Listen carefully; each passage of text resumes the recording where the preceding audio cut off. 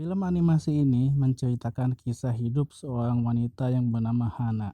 Hana ini dulunya seorang mahasiswi di sebuah universitas nasional di pinggiran Tokyo.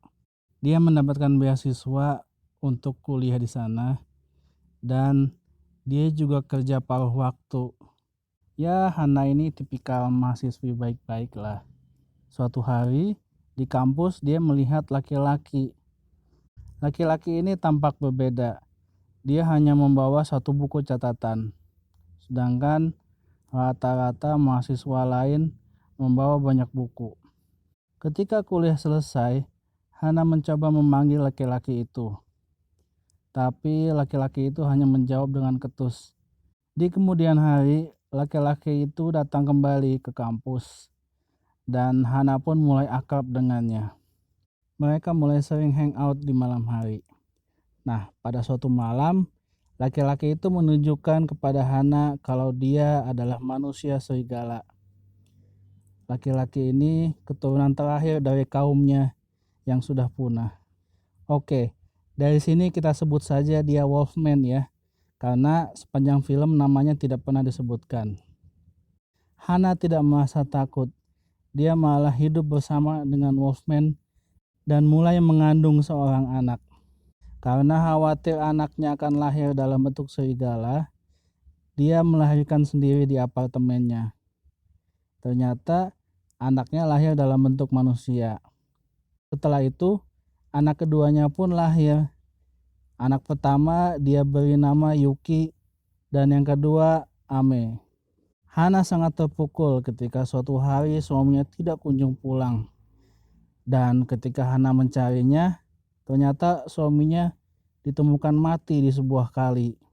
Dia mati dalam bentuk serigala, sepertinya sedang berburu untuk makanan istrinya. Ketika entah bagaimana, terjadi kecelakaan di tempat itu.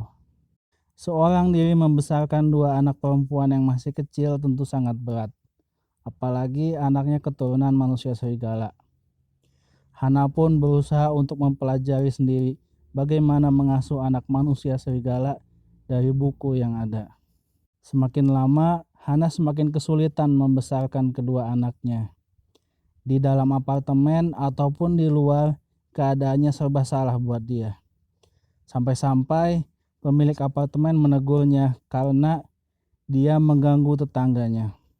Sesuai dengan filosofi namanya, Hana tetap tegar dan tersenyum dengan semua keadaan yang dihadapi. Bukannya menyalahkan keadaan, Hana malah mengajak anak-anaknya pindah ke pedesaan agar bebas tumbuh besar sebagai manusia serigala. Hana pun menyewa sebuah rumah yang berada di lingkungan yang sepi dan sewanya sangat murah, tapi membutuhkan banyak perbaikan. Beruntungnya, tetangga di desa itu baik-baik semua, meskipun jaraknya berjauhan. Ada satu kakek yang sebenarnya baik, tapi judes. Kakek ini yang mengajarkan Hana cara menanam yang benar, karena sebelumnya setiap usaha Hana untuk menanam selalu gagal. Yuki adalah anak yang aktif, senang berburu, pemberani, dan tomboy. Sedangkan Ame lebih kalem dan sensitif. Suatu hari, Ame hanyut di sungai ketika mencoba berburu untuk pertama kalinya.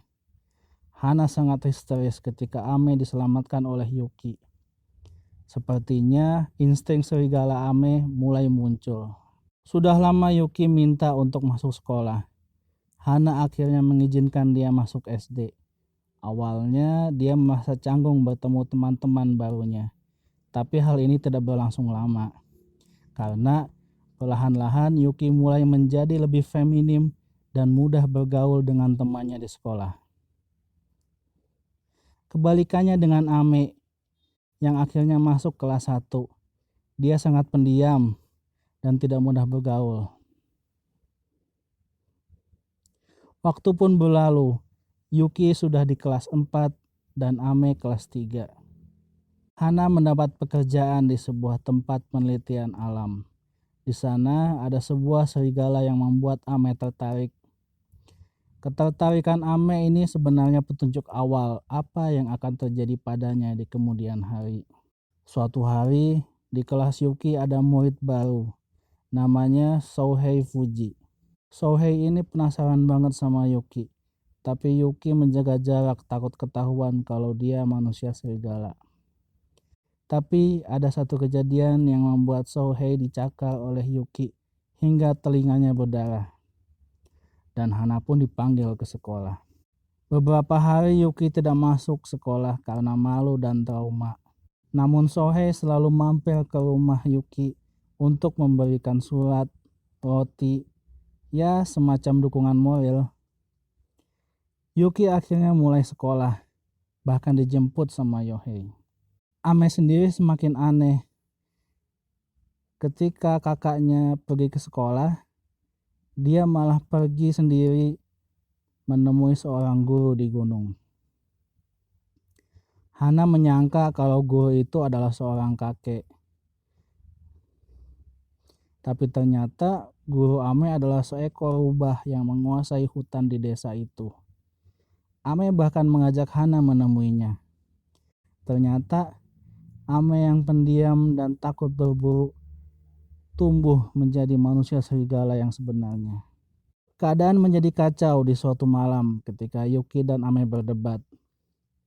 Yuki lebih suka pergi ke sekolah dan tidak mau berubah jadi serigala lagi.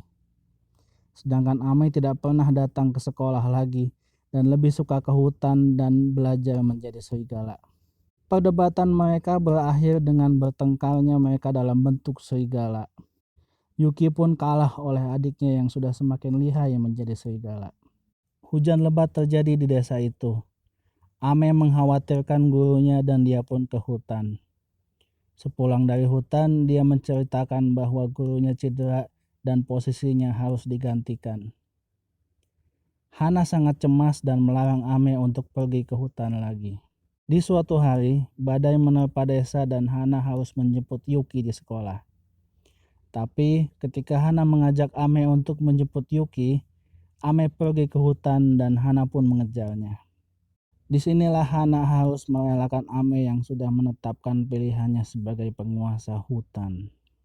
Cerita berlanjut ketika Yuki akhirnya masuk sekolah menengah dan harus tinggal di asrama. Dia mengingat bagaimana ibunya bercerita bahwa membesarkan mereka berdua seperti mimpi. Scene ditutup dengan Hana yang sendirian di rumah dan tersenyum menatap foto suaminya. Terlihat bagaimana bahagianya dia menjalani semua drama membesarkan dua anak manusia serigala dan berhasil melalui semuanya.